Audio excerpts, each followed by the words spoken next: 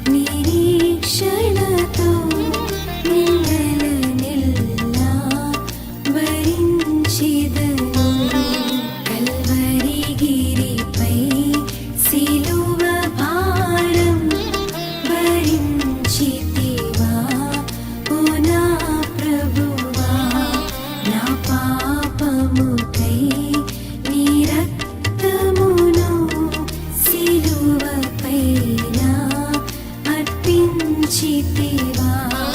నా పాపముకై నీ రక్తమును సిలువపైన అర్పించితివా.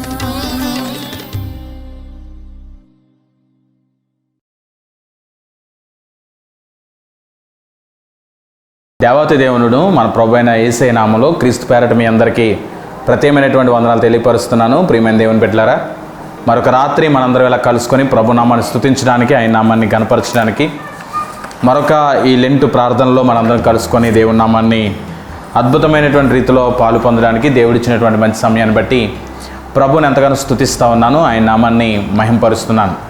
మీరందరూ కూడా మా ఎడల చేస్తున్న ప్రార్థన బట్టి మానక మీరు మాతో కలిసి ప్రభు నామాన్ని స్తుతించడాన్ని బట్టి ప్రభుని ఎంతగానో స్తుతిస్తూ ఉన్నాను. ఆయన నామాన్ని మహింపరుస్తూ ఉన్నాను. ఈ ప్రోగ్రామ్ని ప్రతి ఒక్కరూ కూడా తప్పకుండా షేర్ చేయండి, లైక్ చేయండి. తద్వారా దైవాశీర్వాదాలు మీరు పొందుకోగలరని ప్రభు పేరట తెలియజేస్తున్నాను. ఎందుకంటే అది ప్రభు పనిగా భావించి మీరు అనేక మందికి దీన్ని తెలియజేసినప్పుడు దీనిలో ఉన్నటువంటి ఒక అద్భుతమైనటువంటి మాట, ఏ ఒక్క మాట అయినా వారు బలపరచబడినా లేదా వారు ఆదరించబడినా వారు ఓదార్చబడినా అది చాలా అద్భుతంగా దేవుని సేవలో, అలాగనే దేవుని పరిచర్యగా, దేవుని పనిలో మీరు పాలిభాగస్తులైనట్టుగా భావించబడుతుంది. కాబట్టి ఖచ్చితంగా మీరు అందరూ కూడా దీన్ని ఫాలో అవ్వాలని ప్రభు పేరట తెలియజేస్తున్నాను. ఈ రోజుకైనటువంటి దేవుని వాక్యాన్ని కనుక మనం ఆలోచన చేస్తే, శుక్రవారం నిమిత్తం మార్చి నెలలోనికి మనం ప్రవేశించాం. 1వ రోజు, నీ ఎడల వెల్లడిపరిచినటువంటి ప్రేమ. నీ ఎడల వెల్లడిపరిచిన ప్రేమ. ఈ మాటకి బైబిల్లో నుంచి మనం తీసుకున్నటువంటి రెఫరెన్స్ భాగం ఏదైతే ఉందంటే, అపోస్తులైనటువంటి పౌలు గారు రాసినటువంటి రోమాపత్రిక. ఒకసారి మీ దగ్గర ఉన్నటువంటి పరిశుద్ధ గ్రంథాలు తిరగేయండి. రోమాపత్రిక 5వ అధ్యాయము 6వ వచనం నుంచి ఉన్నటువంటి కొన్ని భాగాలు. సో బైబిల్ గ్రంథాలు కలిగినటువంటి ప్రతి ఒక్కరు కూడా చూడండి, లేనటువంటి వారు శ్రద్ధగా ఈ మాటలు ఆలకించండి.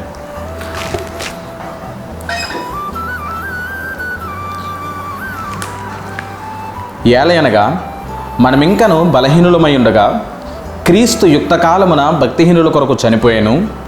నీతిమంతుని కొరకు సహితము ఒకడు చనిపోవుట అరుదు. మంచివాని కొరకు ఎవడైనాను ఒకవేళ చనిపోవ తెగించవచ్చును. అయితే దేవుడు మన ఎడల తన ప్రేమను వెల్లడిపరుచుచున్నాడు. ఎట్లనగా మనం ఇంకనూ పాపులమై ఉండగానే క్రీస్తు మన కొరకు చనిపోయాను. కాబట్టి ఆయన రక్తము వలన ఇప్పుడు నీతిమంతులుగా తీర్చబడి మరింత నిశ్చయముగా ఆయన ద్వారా ఉగ్రత నుండి రక్షించబడుచున్నాము. ఏలయనగా శత్రువులమై ఉండగా ఆయన కుమారుని మరణము ద్వారా మనము దేవునితో సమాధానపరచబడిన ఎడల సమాధానపరచబడిన వారిమై ఆయన జీవించుట చేత మరి నిశ్చయముగా రక్షించబడదాం. అంతేకాదు మన ప్రభు అయిన యేసుక్రీస్తు ద్వారా మనము దేవుని యందు అతిశయపడుచున్నాము. ఆయన ద్వారానే మనము ఇప్పుడు సమాధాన స్థితి పొంది ఉన్నాము. పరిశుద్ధ దేవుడు ఈ మాటలు మన వినికిడిలో దీవించునుగాక. ప్రభునందు ప్రియమైనటువంటి దేవుని బిడ్డలారా, ఈ మాట చాలా విలువైనటువంటి భాగం, మనం ఎన్నుకున్నటువంటి భాగం. దీనిలో రాయబడినటువంటి సంగతి ఏంటి అంటే, మీ ఎడల దేవుని ప్రేమ ఏ విధంగా వెల్లడిపరచబడింది అంటే బయలుపరచబడింది అంటే ఎలా ఆయన ప్రేమ తెలియపరచబడింది అనేటువంటి సంగతి ఇక్కడ జ్ఞాపకం చేస్తూ ఉన్నాడు. ఈ రోమాపత్రికలు అనేటువంటివి అపోస్తులైనటువంటి పౌలు గారు ఎంతో అద్భుతమైనటువంటి పత్రికగా కనిపిస్తూ ఉంది. అపోస్తులైనటువంటి పౌలు గారు యేసుక్రీస్తు ప్రభు గారి యొక్క శిష్యుడు కానే కాదు, ఆయన ఏర్పరచుకునేటువంటి శిష్యుడైతే కాదు.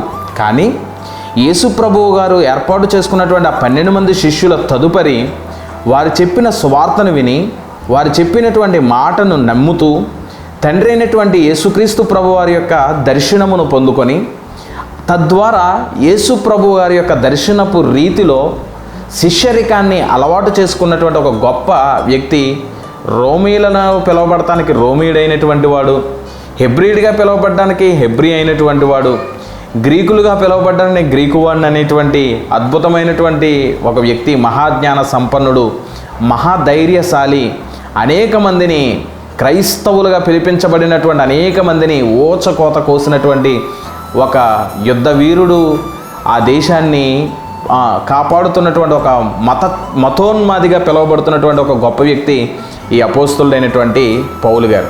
ఆయన పూర్వపు పరిస్థితి మనందరికీ తెలిసినటువంటి చరిత్ర అంతా తెలిసిందే. సౌలుగా ఉన్నప్పుడు అతను చేసిన ప్రతి పని మనందరూ ఎరిగిన వారమే. అయితే అపోస్తులుడైనటువంటి పౌలు గారు ఎప్పుడు యేసుక్రీస్తు ప్రభువారి నామ స్మరణ గుర్తెరిగాడో, అసలు యేసుక్రీస్తు ఎవరో, ఏ విధమైనటువంటి దేవుడో, ఎలాంటి వాడో అనేటువంటి విషయం ఆయనకి అర్థమైందో, మొదలుపెట్టిందో, ఆనాటి నుంచి అనేక మందిని క్రీస్తు కొరకు చంపేసినటువంటి ఆ వ్యక్తే క్రీస్తు కొరకు తనే హతసాక్షిగా మారిపోవడానికి కూడా సిద్ధపడినటువంటి గొప్ప భక్తుడు, గొప్ప అపోస్తులుడు, గొప్ప ప్రవక్త అని చెప్పడంలో ఏమాత్రం కూడా సందేహం లేదు.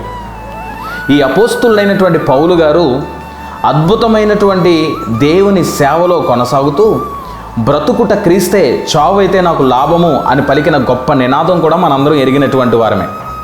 ప్రభునందు ప్రియ దేవుని బిడ్డలారా, బాగా మీరు వినండి. అపోస్తులుడైనటువంటి పౌలు గారు రచించిన ప్రతి మాట, ప్రతి ఉత్తరము కూడా చాలా విలువైనవి విశ్వాసులకి. దాదాపు ఈ అపోస్తులుడైనటువంటి పౌలు గారు 14 పత్రికలు రాశాడు ఆయన, అండ్ 14 ఉత్తరాలు రాశాడు ఆయన.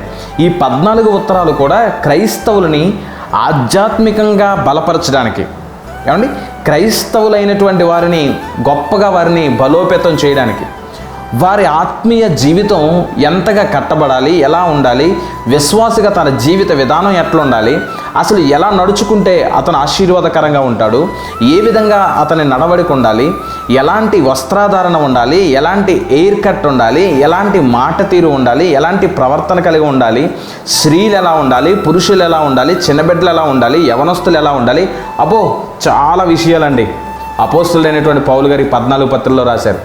ఒక వ్యాధిగ్రస్తుడైనటువంటి రోగికి డాక్టర్ ఇస్తే టానిక్ ఎంత గొప్పగా మెడిసిన్గా యూజ్ అవుతుందో అంత గొప్ప పాఠాలుగా ఆయన రాసినటువంటి పత్రికలు ఉన్నాయి అని చెప్పడంలో ఏమాత్రం కూడా సందేహం లేదు. ఆ పత్రికలలో ఒక పత్రిక అయినటువంటి రోమా పత్రిక 5వ అధ్యాయము 6 నుంచి 11 వచనాలు మనం చదువుకున్నాం. ఇక్కడ కనిపించేటటువంటి భాగం ఏంటి అంటే, వినాలి, ఇక్కడ కనిపించే భాగం ఏంటి అంటే, అపోస్తులుడైనటువంటి పౌలు గారు అసలు యేసుక్రీస్తు అనేటువంటి ఆ యొక్క దేవుడు, యేసుక్రీస్తు అనేటువంటి ప్రభువారు ఏ విధంగా తన ప్రేమను వ్యక్తపరుచుకున్నాడు, తండ్రి అయినటువంటి దేవుడు తన ప్రేమను తన కుమారుని ద్వారా ఎలా ప్రజలకు వెల్లడింపజేశారు అనేటువంటి సంఘటన ఇక్కడ మనం చదువుకున్నాం. మిత్రమా, ఒక తండ్రి తన కుమారుని మీద ప్రేమ ఉంటుంది, తన కుమార్తె మీద ప్రేమ కలిగి ఉంటాడు. వెల్లడి చేసే విషయంలో కూడా కొన్ని సందర్భాల్లో వెల్లడి చేయలేడు. చాలా మీరు గమనించండి, లోపల ప్రేమను దాచిపెట్టుకొని పైకి మాత్రం కటువుగా కనిపిస్తూ ఉంటాడు. లోపల ప్రేమను చూపిస్తూ, లోపల తన బిడ్డ చేస్తున్నటువంటి పనికి ఆనందపడుతూ, పైకి మాత్రం ఇంకా గొప్పగా నువ్వు చేయాలి, ఇంకా మంచిగా చేయాలని అతన్ని పాయింట్అవుట్ చేస్తుంటాడు. అలా పాయింట్అవుట్ చేయడానికి కారణం ఏంటి అంటే, అతను ఇంకా సరైనటువంటి నైపుణ్యతలోనికి రావడానికి. చూడండి, ఇంకొక వ్యక్తి వచ్చి, ఇంకొక బయట వ్యక్తి వచ్చి ఆ వ్యక్తిని లేదా తన కుమారుణ్ణి ప్రశ్నించకూడదు అని అనడానికి, తన కుమార్తెను ప్రశ్న వేయకూడదు అని అనుకోవడానికి తన తండ్రే మంచిగా తనని చాలా జాగ్రత్తగా నైపుణ్యత కలిగిన వాడిగా తయారు చేస్తాడు. అట్ ద సేమ్ వాక్యంలో చూస్తే మనము దేవుని కుమారులుగా ఉన్నటువంటి మనము, దైవ బిడ్డలుగా ఉన్నటువంటి మనం, దైవ సంబంధమైనటువంటి పనుల్లో నిమగ్నమవుతున్నటువంటి మనం, దేవుని చేత ఏర్పాటు చేయబడి, దేవుని చేత కలిగించబడి, దేవునే మనల్ని తయారు చేసుకున్నటువంటి దేవుని బిడ్డలైనటువంటి మనం, దేవుని మాటను పెడచెవిని పెట్టడం వల్ల, దేవుడు చెప్పిన పనిని మనం చేయకపోవడం వల్ల సాతాను వచ్చి సాతాను చెప్పినటువంటి పని జరిగించడం ద్వారా జరిగిన కార్యం ఏంటి? ఏమండి, అన్నీ శపించబడిపోయాయి. అసలు శాపం అనేటువంటిది ఈ భూలోకానికి వచ్చేసింది కదండి, దేవుడు చెప్పిన పని జరిగించకపోవడం వల్ల. మీరు ఆదికాండ గ్రంథాన్ని బాగా అధ్యయనం చేస్తే అసలు దేవుని పిల్లలుగా, దేవుని కుమారుడిగా, దేవుని కుమార్తెగా ఉన్నటువంటి ఆదామవ్వలు దేవుని చెప్తున్నటువంటి పనిని చేస్తున్నంతకాలం చాలా హ్యాపీగా ఉన్నారు. ఎప్పుడు సాతాను సర్పములో ప్రవేశించి సర్పరూపంలో వచ్చాడో, పాముగా తను కనిపించాడో, అప్పుడే ఇది నిజమా అని అనగానే అక్కడి నుంచి ప్రారంభమైపోయింది పాపపు పరిస్థితి అంతా. సో ఆ పాపం రావడం బట్టి జరిగిన కార్యం ఏంటి? పాము కాళ్ళు నరకబడ్డాయి, ఇంకా అది పొట్టతోనే ప్రాకాలి. పూర్వపు దినాల్లో పాముకి కూడా కాళ్ళు ఉండేయటని, అండ్ కాళ్ళు నరకబడ్డాయి, శపించబడింది. నేను నిన్ను శపిస్తున్నాను అన్నాడు దేవుడు. నువ్వు మన్నే తింటావు అన్నాడు దేవుడు. నీ కాళ్ళు తీసేస్తున్నాను, ఇక పొట్టతోనే నువ్వు ప్రాకాలి అన్నాడు దేవుడు. అంత మాత్రమే కాదు, నీ నోరు కూడా తీసేస్తున్నాను అన్నాడు దేవుడు. ఏమండి, నాలుకని చూసారా? పాము నాలుకని 2 భాగాలు అయిపోద్ది. అది మనకున్న నాలుక ఒకటే భాగంగా ఉంటే ఆ పాము నాలుక మాత్రం ఒకటే నాలుక కానీ 2 విడివిడి చీలికలుగా కనపడుతుంది. నువ్వు మన్ను తిని బ్రతుకుతావు అని పాముని శపించాడు దేవుడు, సర్పాన్ని శపించాడు. తర్వాత నేలను కూడా శపించారు దేవుడు కదండి, నేలను కూడా శపించారు. అక్కడ ఆదికాండ గ్రంథంలో మనం చూస్తే నేల, మీరు చేసిన ఈ పని నిమిత్తం నేల శపించబడుతుంది, ఇక మీదట మీరు పని చేసుకొని బ్రతకాలి అని శపించినప్పుడు జరిగిన కార్యం ఏంటి? మనం ఎన్ని గుణపపోట్లు వేస్తాం నేలని, ఏమండి, దాన్ని తవ్వితేనే, దాన్ని గుణపపోటు పడితేనే ఏమవుతుంది అది, ఆ తర్వాత పంటను అనేటువంటిది మనకు ఇస్తుంది నేల. సో నేల శపించబడింది. తదుపరి ఆదాము అవ్వల కుమారుడైనటువంటి కయ్యను శపించబడ్డాడు, దేశదిమ్మరైపోతావు నువ్వు అని. సో ఇలాగా దేవుని బిడ్డలుగా ఉండాల్సినటువంటి ప్రజలు, దేవునితో నడవాల్సుకున్నటువంటి ప్రజలు, దేవుని పక్షముగా నిలబడాల్సినటువంటి ఈ జనులు దేవుని మాటను కాదని పాము మాట వినడం వల్ల సాతాను పిల్లలైపోయారు, దేవునికి దూరం అయిపోయారు. పాపము అతిక్రమములు శత్రువులమైపోయామటండి. ఏలయనగా మనం శత్రువులమై ఉండగా అని కనపడుతుంది అక్కడ మనకి 10వ వచనంలో. ఏలయనగా శత్రువులమై ఉండగా ఆయన కుమారుని మరణము ద్వారా మనము దేవునితో సమాధానపరచబడిన ఎడల సమాధానపరచబడిన వారమై ఆయన జీవించుట చేత మరి నిశ్చయముగా రక్షించబడదుము అని కనపడుతుంది. ఇప్పుడు మరణానికి కూడా దగ్గరకు వచ్చేసాం, సమాధానం అనేటువంటిది లేకుండా అయిపోయింది. అలాంటి పరిస్థితుల్లో ఇప్పుడు కనిపిస్తున్నటువంటి ఈ ఆలోచన కనుక మనం చూస్తే, మాట్లాడుతున్నటువంటి ఈ సంగతిని కనుక మనం ఆలోచన చేస్తే, ఆయన అంటున్నాడు, మీరు నిశ్చయముగా సమాధానపరచబడినటువంటి వారే నిశ్చయముగా ప్రభు యేసుక్రీస్తు అనేటువంటి నామములో మీకు రక్షణ కలుగుతుంది, ఆయన ద్వారా మాత్రం మీకు రక్షణ వస్తుందని అంటున్నాడు. ఈ రాత్రి మాటలు వింటున్న ప్రతి దేవుని బిడ్డ, దేవునికి దూరముగా బ్రతుకుతున్నటువంటి మనం, దేవునికి దూరమైపోయినటువంటి ప్రజానికమైనటువంటి మనల్ని తండ్రి అయినటువంటి దేవుడు తన కుమారుని భూలోకానికి పంపించడం ద్వారా తన ప్రేమ ఎలాంటిదో వ్యక్తపరుచుకున్నటువంటి దేవుడు. కుమారుని పంపించేస్తేనే ప్రేమ అండి అది అని అంటే, ఆ కుమారుడు ఎందుకోసం వచ్చాడో తెలుసా? పాపులుగా ఉన్నటువంటి మనల నిమిత్తం చనిపోవడానికి ఈ లోకానికి దిగి వచ్చాడు. ఆయనకి ఎవ్రీథింగ్ హీ నోస్, ఆయనకి తెలుసు, అన్నీ తెలుసు, ఆయనకి సమస్తం ఎరిగినటువంటి దేవుడు. ఆయన ఈ భూలోకానికి ఎందుకు వస్తున్నాడు అనేటువంటి విషయం కూడా యేసుక్రీస్తు ప్రభు వారికి తెలుసు. తను ఈ లోకానికి వచ్చి ఏం చేయాలో ఆ పని ఏంటో కూడా ఆయనకి తెలుసు. కాబట్టి చనిపోవడానికి కూడా ఇష్టపూర్వకంగా ఈ లోకానికి వచ్చినటువంటి దేవుడు ఆయన. ఈనాడు అనేక మంది మత ఛాందస్వాదులు, అందులో రాధా మనోహర్ దాస్ అనేటువంటి వ్యక్తి, ఏమండి, అతను చాలా పెద్ద అతను, ఏమండి, అతను అసలు పెద్దరికాన్ని కాపాడుకోవట్లేదు. అతను రకరకాల ప్రశ్నలు, రకరకాల మాటలు, ఎన్నో చిల్లర ప్రశ్నలు యేసు ప్రభు మీద వేసి రకరకాల మాటలు మాట్లాడి, పోనీ డెబిట్కి వస్తాడా, కొన్ని కూర్చుంటాడా, మాట్లాడతారా అంటే అందరికీ సమాధానం చెప్పకుండా పారిపోతూ ఉంటాడు. ఏమండి, నాకు ఫలానాతో చెప్పండి మీరు, అప్పుడు నేను అంటాడు. అనేక మంది పెద్దలైనటువంటి దైవజనులు, సీనియర్లు అయినటువంటి దైవజనులు, విజయప్రసాద్ రెడ్డి గారు కానీ, లేకపోతే అన్నయ్యలు కానీ, అనేక మంది పెద్దలైనటువంటి వారు అడుగుతుంటే ఒక్కరికి సమాధానాన్ని చెప్పడానికి ముందుకు రావట్లేదు. ఏమండి, కానీ ప్రశ్నల వర్షం మాత్రం కురిపేస్తున్నాడు. ఎందుకు? దానివల్ల ప్రయోజనం ఏంటి? అలాంటి వ్యక్తులు యేసుప్రభు మీద రకరకాల నిందలేస్తున్నారు, రకరకాల మాటలు మాట్లాడుతున్నారు. ఆయన ఇష్టపూర్వకంగా ఈ లోకానికి వచ్చాడు. ఆయన ఎందుకో తెలుసా? నువ్వు నేను పాపులుగా అయిపోతున్నప్పుడు పరలోక రాజ్యాన్ని కాదని చెప్పుకొని, దేవునితో ఉండే భాగ్యమును కాదనుకొని, చెవియకూడని పని జరిగించడం ద్వారా పాపిష్టి లోకంలో పాపులమైపోయినప్పుడు ఆయన మనల్ని తన బిడ్డలుగా మరలా చేసుకోవడానికి, పవిత్రులుగా చేసుకోవడానికి, పరలోక రాజ్యాన్ని ఇవ్వడానికి, నీ కొరకు నా కొరకు పాపంలో బ్రతుకుతున్న మనల్ని సన్మార్గంలో పెట్టడానికి, పరలోక రాజ్యాన్ని తిరిగి ఇవ్వడానికి ఆయన ఈ లోకానికి దిగి వచ్చినటువంటి దేవుడు. మిత్రమా, ప్రభు సేవకుడికి ఒక అన్నగా లేదా ఒక సహోదరునిగా మీతో మాట్లాడుతున్నాను. మీ జీవితంలో యేసు ప్రభుకి శత్రువుగా ఉండడానికి ప్రయత్నం చేయకండి. తన కుమారుని ద్వారా, చూడండి ఆ మాట ఎంత అద్భుతంగా ఉంటుందో. అయితే దేవుడు, 8వ వచనం, అయితే దేవుడు మన ఎడల తన ప్రేమను వెల్లడిపరుచుచున్నాడు. ఎట్లాగో తెలుసా? మనం ఇంకనూ పాపులమై ఉండగా క్రీస్తు మన కొరకు ఏమైపోయారు చెప్పండి? చనిపోయాడు. మనం ఇంకా పాపులమై ఉండగానే క్రీస్తు మన కొరకు చనిపోయారు. ఎప్పుడో 2024 సంవత్సరాల క్రితం చనిపోయిన యేసు ప్రభు నాకు ఎలా ఉపయోగపడతాడంటే, ఖచ్చితంగా చెప్తున్నాను, ఆయన 2024 సంవత్సరాల క్రితం చనిపోయినప్పటికీ నీవు నాలో ఉన్న ప్రతి పాప అంధకారాన్ని తొలగించినటువంటి దేవుడు ఆయన మనుషులందరి పాపాల నిమిత్తమే ఒక్కసారి సిలువ వేయబడినటువంటి దేవుడు. మనుషులందరి పాపాల నిమిత్తం సిలువ యాగాన్ని జరిగించినటువంటి దేవుడు. పుట్టుకతోనే మనిషి పాపిష్టి లోకంలో పుడుతున్న తదుపరినే వెంటనే ఎన్నో రకాలైనటువంటి మోసాలకి, పాపాలకి, అబద్ధాలకి, రకరకాలైనటువంటి పరిస్థితులకి బానిసైపోతున్నాడు మనిషి. సో నేను పుట్టానండి, ఇప్పుడు పుట్టుతున్నాను మీరు కూడా ఈ వాక్యాన్ని చెప్తున్నా, మీరు కూడా ఇప్పుడే పుట్టారు. మరి మీకు మీ పాపానికి యేసుప్రభుకి సంబంధం ఏంటంటే ఆయన ఒక్కసారి సిలువ వేయబడ్డాడు. నీ కొరకు నా కొరకు ఎప్పుడో సమస్త మానవాళి కోసం సిలువలో ప్రాణత్యాగం ద్వారా ఆయన పాపాన్ని విడుదల కలిగించినటువంటి దేవుడు. నా పాప దోష శిక్షను తొలగించినటువంటి దేవుడు. నువ్వు నేను పవిత్రంగా బ్రతకాలనే ఆయన కోరుకుంటున్నటువంటి దేవుడు. నీతిగా, నిజాయితీగా, నిష్కలంకమైనటువంటి జీవితాన్ని కలిగి ఉండాలని ఆయన కోరుకుంటున్నటువంటి దేవుడు. మనం ఇంకనూ పాపులమై ఉండగానే క్రీస్తు మన కొరకు చనిపోయాడు. కాబట్టి ఆయన రక్తము వలన ఇప్పుడు నీతిమంతులుగా తీర్చబడి మరింత నిశ్చయముగా ఆయన ద్వారా ఉగ్రత నుండి రక్షించబడుతున్నాం మనం. దేవునికి స్తోత్రం కలుగునుగాక.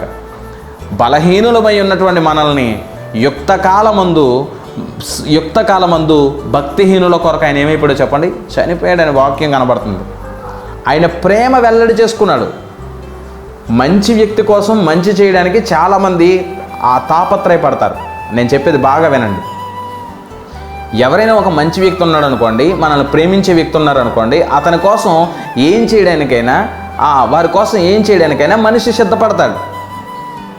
ప్రేమించలేనటువంటి వ్యక్తి కోసం, అసలు మనమంటే ఇష్టం లేనటువంటి వ్యక్తి కోసం మనం ఏదైనా ఒక మంచి చేయడానికి ఇష్టపడగలమా?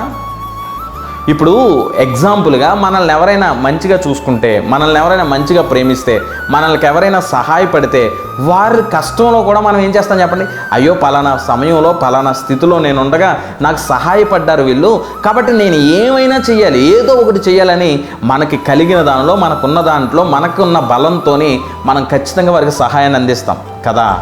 మరి అలాగే సేమ్ టు సేమ్ ఎలాంటి తీవ్రత, ఆత్మ తీవ్రత మనం కలిగి ఉన్నాం, అలాగా మనల్ని ప్రేమించలేని వ్యక్తికి మనం చేయగలమా? మనమంటే ఇష్టపడినటువంటి వ్యక్తికి మనం చేయగలమా?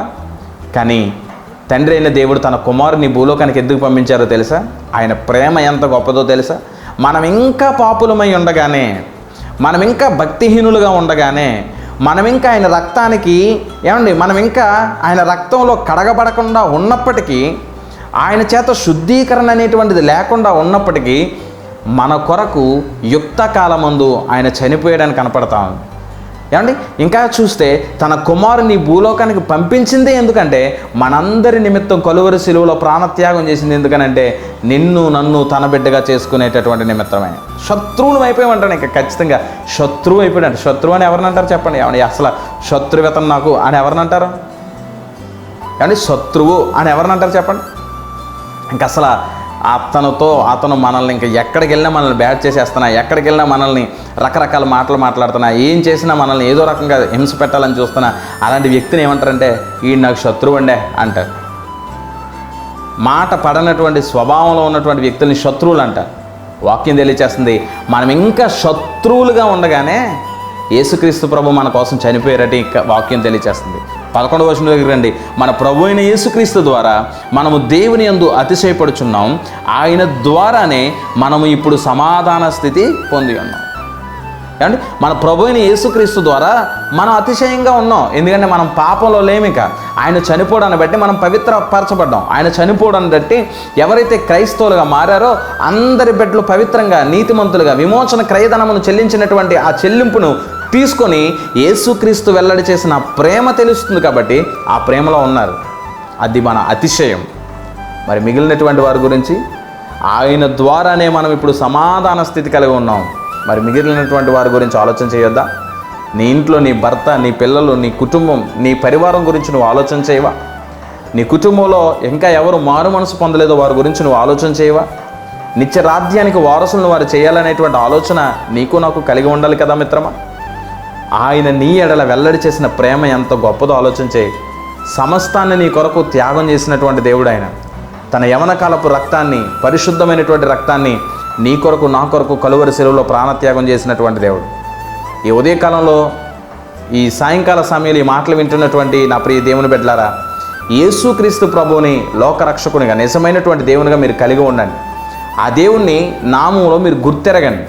ఆయన ప్రేమ ఎలాంటిదో మీరు తెలుసుకోండి. ఈ సంవత్సర కాలంలో ఎన్ని మాటలు తెలుసుకుంటున్నాం చూడండి. అసలు ప్రేమ అనేటువంటి ఆ టాపిక్ని మనం మొదలుపెట్టినప్పటి నుంచి ఇప్పటికీ దాదాపుకి ఇది 15వ రోజు. ఎన్ని విషయాలు మనం నేర్చుకున్నాం. ఏమండి, అసలు ఆయన నిన్ను ఎన్నుకున్న ప్రేమని, నిన్ను పిలుచుకున్న ప్రేమని, నిన్ను ఇష్టపడిన ప్రేమని, నిన్ను జ్ఞాపకం చేసుకున్న ప్రేమ, నిన్ను వెతుక్కున్న ప్రేమ, నిన్ను చూసిన ప్రేమ, నిన్ను చేరుకున్న ప్రేమ, నిన్ను సహించిన ప్రేమ, క్షమించిన ప్రేమ, నీ భారాన్ని మోసిన ప్రేమ, ఈరోజు ఏమండి నీ ఎడల వెల్లడి చేసిన ప్రేమ.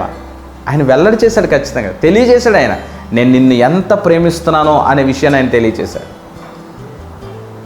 ఒక వ్యక్తి కోసం ప్రాణం పెట్టగలిగినటువంటి ప్రేమ ఏ మానవునికి లేదు, ఎవరికీ లేదు. భక్తుడు అంటాడు, కవులకైనా సాధ్యమా నీ ప్రేమను వర్ణించడం, ప్రేయసికైనా సాధ్యమా నీ ప్రేమను వర్ణించడం. ఏమండి, ఎవరికైనా అసలు సాధ్యమవుతుందా ఇది చేయడం అని ఒక మంచి భక్తుడు ఒక పాటను రాస్తారు. ఆయన ప్రేమను వర్ణించడం ఏ మానవుని తరం కాదు. యోహాను అనేటువంటి భక్తుడు, బైబిల్లో ఉన్నటువంటి యోహాను భక్తుడు ఒక అద్భుతమైనటువంటి మాట రాస్తారు యోహాను సువార్త చివరి అధ్యాయాల్లో. నేను ఆయన గురించి ఇంకా చాలా రాయాలని ఉంది, కానీ సముద్రంలో నీళ్ళంతా ఇంకైపోయినా సరే ఆయన ప్రేమను నేను వెల్లడి చేయలేను అంటాడు. ఆకాశం అంతా కూడా పుస్తకంలాగా చేసేసిన ఆయన ప్రేమ సరిపోదు. అంత మంచి గ్రంథం, ఆయన చేసిన కార్యాలు, ఆయన చేసిన మహత్తరమైనటువంటి విషయాలు, అలాంటివి అన్ని గొప్ప కార్యాలు ఉన్నాయి, నేను ఆయన గురించి వివరించలేను అని యోహాను భక్తుడే పలుకుతున్నారు. ఆయన వెల్లడి చేస్తున్న ప్రేమ, మనిషి కోసం మరణించినటువంటి ప్రేమ, నిజాయితీగా నీతిమంతునిగా బ్రతకమని నేర్పించిన ప్రేమ, నీ ఎడల ఆయన ఉంచుకున్న ఆ యొక్క ప్రేమ చాలా విలువైంది. ఆయన తెలియచేస్తున్నాడు, నేను నిన్ను ప్రేమిస్తున్నాను అని, నేను నీకు ఆదరణ కలిగిస్తానని, నేను నీతో సహవాసం చేస్తానని. మరి ఆ వెల్లడి చేస్తున్న ప్రేమను ఊరికనే వదిలిపెట్టేద్దామా? ఆయన తెలియచేస్తున్న ప్రేమను కనీసం మనం రెస్పాండ్ అవ్వద్దా? ఆయన నిన్ను చేతులు చాపుకొని, హృదయం అనే తలుపు దగ్గర నుంచొని చేతులు చాపి కొడతానే ఉన్నాడు ఆయన నీ తలుపుని. ఎన్నిసార్లు దేవుని వాక్యం నీ హృదయం వరకు వచ్చి వెళ్ళిపోయిందో, ఒకసారి కూడా నువ్వు డోర్ ఓపెన్ చేయకపోతే, ఆయన వాక్యానికి నువ్వు చోటునివ్వకపోతే, ఇంకెంతకాలము దేవుని కాదని బయట తిరుగుదాం? ఇంకెంతకాలం రక్షణ భాగ్యాన్ని కలిగి లేకుండా జీవిద్దాం? భక్తులు అంటారు కదా, హృదయం అనే తలుపునొద్ద యేసు ప్రభు తడతా ఉన్నాడు, తలుపు తీయండి, తలుపు తీయండి. మీరు తలుపు తీస్తే మీతో పాటు నేను, నాతో పాటు మీరు కలిసి భోజనం చేద్దాం, మనందరము సంతోషంగా ఉందాం, తండ్రి దగ్గర మనందరము కలిసి సంతోషంతో హ్యాపీగా పరలోక రాజ్యాన్ని చేరుకుందామని ఆయన అంటాడు. నాతో స్నేహంతో మీకు ఎంతో మేలని దేవుడు తెలియజేస్తాడు. ఈ రాత్రి మాటలు వింటున్నటువంటి దేవుని బిడ్డలారా, ఆయన నిజముగా నీ పట్ల ప్రేమను వెల్లడి చేశాడండి. ఎన్నో ఉదాహరణలు నేను బైబిల్లో నుంచి చూపించగలను, కానీ సమయం లేదు మనకి. ఆయన ప్రేమ ఎలాంటిదో తెలుసండి, అందరూ చేదరించేసిన, అందరూ చీకొట్టిన, అందరికీ పనికిరాని వాడు ఇతను అని వెలేసేసినటువంటి వారిని పనికొచ్చేటటువంటి పాత్రగా చేసుకుని నిలబెట్టగలిగినటువంటి దేవుడు. దేవునికి స్తోత్రం చెప్పాను. బైబిల్లో మనుషుల కష్టాలలో, ఆపద సమయాల్లో ఆదుకున్న ప్రేమ కాదా అది? యేసు ప్రభు దగ్గరకు వచ్చి అనేక మంది ప్రజలు దేవుని వాక్యాన్ని బహుశ్రద్ధగా వినేవారు. ఆయన ప్రసంగం చేయడం స్టార్ట్ చేస్తే 2-3 రోజులు కూడా అలా ప్రసంగాన్ని వినేసేవాళ్ళు. అసలు ఎవరికి ఆకలి కానీ దాహం కానీ అనిపించేది కదా, అంత గొప్ప ప్రసంగికులు ఆయన. కొండ మీద చేసిన ప్రసంగం ఎన్ని రోజులండి అది? ఏమండి, ఆ ప్రసంగాన్ని చేసేసిన తర్వాత యేసుప్రభు గారు తన శిష్యులు చూసి, వీళ్ళకి ఆకలేసిన అన్నం పెట్టండి, ఎవరి దగ్గర ఏం లేకపోతే చిన్న బాలుడి దగ్గర 5 రొట్టెలు 2 చిన్న చేపలు ఉంటే పరలోకం నుంచి తండ్రి అయినటువంటి దేవునికి ప్రార్థన చేస్తే, ఆ ప్రార్థన ద్వారా వాళ్ళందరినీ పంక్తులుగా కూర్చోబెట్టి ఇంచుమించు ఎంతమంది కండి 5,000 మందికి ఆహారాన్ని పంచిపెట్టినట్టుగా బైబిల్ గ్రంథం తెలియజేస్తుంది కదా. 5,000 మంది కాదు, లెక్క ప్రకారంగా పురుషులనే లెక్కేస్తారు కాబట్టి పురుషులే 5,000 మంది ఉంటే స్త్రీలు ఇంకొక 5,000 మంది. స్త్రీలతో పాటు కనీసం ఇలాంటి బాలులు వచ్చారు కదా, రొట్టె ముక్కలు తెచ్చిన బాలులు లాంటి ఆ బాలులు ఇంకెంతమంది వచ్చి ఉంటారు అంటే లెక్కకి ఇంచుమించుగా సుమారుగా 12,000 మంది అనుకుందాం. పోనీ 10,000 మంది అనుకోండి. పోనీ అంతమందికి 5 రొట్టెలు 2 చేపలతో ఆహారాన్ని ఇచ్చినటువంటి ప్రేమ కదా అయింది. వెల్లడి చేస్తాడండి ఆయన. ఈ రాత్రి నువ్వు ఎలాంటి పరిస్థితిలో ఉన్నా అనుకుంటున్నావేమో, నన్ను కూడా దేవుడు ప్రేమిస్తాడా, నన్ను కూడా దేవుడు ఇష్టపడతాడా, నా పట్ల కూడా ఆయన ప్రేమ వెల్లడవుతుందా అని అనుకుంటున్నారేమో ఈ మాటలు వింటున్నప్పుడు. నేను ఖచ్చితంగా చెప్తున్నాను, నువ్వు ప్రభు సేవకుడు ఒక అన్నగా, ఆయన నిన్ను ప్రేమిస్తున్నాడు. ఎంతగా ప్రేమిస్తున్నాడో తెలుసా? నీ కోసం ప్రాణం పెట్టే అంతగా ప్రేమిస్తున్నాడు, నీ కోసం చచ్చిపోయే అంతగా ప్రేమిస్తున్నాడు, నీ కోసం ఏమైనా చేయడానికి ఆయన ఇష్టపడుతున్నాడు. వాక్యం అదే తెలియచేస్తుంది. మనం ఇంకా పాపులమై ఉండగానే క్రీస్తు మన కోసం చనిపోయాను, మనం ఇంకా భక్తిహీనులుగా ఉండగానే క్రీస్తు మన కోసం చనిపోయారని కనపడుతుంది. మనం ఇంకా పాపులుగా ఉండగానే ఉగ్రత నుంచి తప్పించుకోవడానికి ఉగ్రతలో నుండి దేవుని రాకల్లో నుంచి మనం తప్పించబడాలంటే రక్షణ అనేటువంటి భాగ్యాన్ని మీరు కలిగి ఉండండి. ఖచ్చితంగా ప్రభు సేవకునే చెప్తున్నాను, నీ ఎడల వెల్లడి చేసిన ప్రేమది. ఆయన కోసం కూడా నువ్వు వెల్లడి చేయలేకపోతే సమాజంలో సంఘములో అనేక మంది ముందు ఒప్పుకోవాలి యేసుప్రభు అని, నిజమైన దేవుడు అని, రక్షకుడని నువ్వు ఒప్పుకోగలిగితే, నువ్వు కూడా వెల్లడి చేయగలిగితే ఎంత బాగుంటుంది. ఆయన ఎప్పుడో పిలిచాడు, ఎప్పుడో ప్రేమించానని ఆయన తెలియచేస్తున్నాడు. ఆ ప్రేమించినటువంటి ప్రేమకు చిన్నపాటి రెస్పాన్స్ నువ్వు ఇస్తావా? ఒక్క చిన్న రిప్లైగా ఆయనకి, యేసయ్యా నేను కూడా నిన్ను ప్రేమిస్తాను అనేటువంటి జవాబునివ్వగలవా? దేవుడు ఈ రాత్రి అటువంటి కృప, జవాబునిచ్చేటటువంటి జ్ఞానం ఈ మాటల ద్వారా మీరు ఇంకను బలపరచబడి దేవునికి అంటగట్టబడి నిజమైనటువంటి క్రైస్తవ బిడ్డలుగా పిల్లలుగా జీవించాలని మనసారా కోరుకుంటూ నా మాటలు ముగిస్తున్నాను. పరిశుద్ధాత్మ దేవుడు వినికిడిలో ఈ మాటలు దీవించును గాక. ఆమె ప్రార్థన. పరిశుద్ధం నమ్మకమైన మా ప్రియ పరలోకపు కన్న తండ్రి, నీ ఘనమైన శ్రేష్టమైన ఉన్నతమైన నామానికి వందనాలు. ఈ రాత్రి నీ పిల్లలకు కొన్ని మాటలు వినిపింపజేశానయ్యా.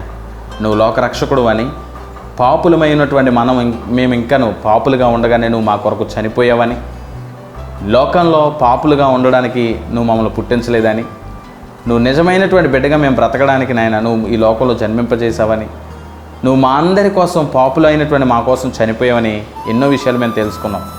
యేసయ్యా, ఈ ప్రార్థనలో ఎవరైనా ఏకీభవిస్తుంటే యేసు నామములో వారందరినీ మీరు దీవించండి, ఆశీర్వదించండి. ముఖ్యంగా వారికి ఉన్న ప్రతి శాపం నుంచి, ప్రతి అంధకార క్రియల నుంచి వారిని లయపరచి, వారిని దూరపరిచి నీ నామానికి ఇష్టమైన బిడ్డలుగా నీ కొరకు వాడబడే పాత్రలు ఏమైనా తయారు చేసుకోమని, వారి మనసులో ఉన్న ప్రతి కోరిక ఉద్దేశమును సఫలపరచమని, ఈ దినమంతా వారిని కాచి కాపాడి భద్రపరిచినందుకు నీకు స్తోత్రాలు చెల్లించుకుంటూ, ఈ రాత్రికాల సమయంలో మరొకసారి నీ పాదాల దగ్గరికి వస్తూ నీ నామానికి మహిమ తెచ్చుకుంటూ, నీవేనైనా మా అందరితో మాట్లాడి మమ్మల్ని బలపరిచినందుకు నీకు మహిమ చెల్లించుకుంటూ, మా దేవుడు మా ప్రభు రక్షకుడైన యేసయ్య నామములో ప్రార్థన అడిగి వేడుకుంటున్నాము తండ్రి. Amen. May God bless you. దేవుడు మిమ్మల్ని దీవించును గాక, ఆయన కృపా సమృద్ధితో నింపి బలపరచును గాక. ఆమేన్.